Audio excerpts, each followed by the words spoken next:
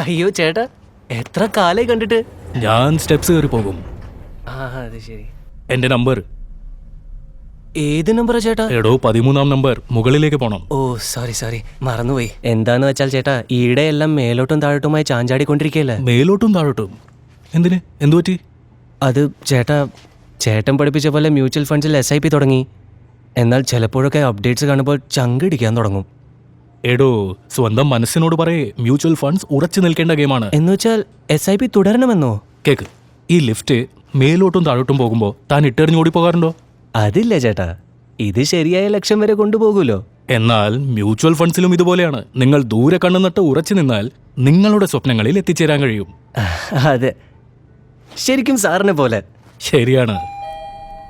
എന്റെ നമ്പർ തന്നാട്ടെ ചേട്ടാ. എന്റെ നമ്പർ എത്തി. ഓ അപ്പോഴേ താനും ഉറച്ചു നിന്നാൽ തന്റെ നമ്പറും എത്തിക്കോളും. ശരിയാണ്. ഇടയ്ക്ക് വരണേ ചേട്ടാ. മ്യൂച്വൽ ഫണ്ട് നിക്ഷേപങ്ങൾ വിപണിയിലെ ലാഭനഷ്ട സാധ്യതകൾക്ക് വിധേയമാണ്. സ്കീമുമായി ബന്ധപ്പെട്ട എല്ലാ രേഖകളും ശ്രദ്ധിച്ചു വായിക്കുക.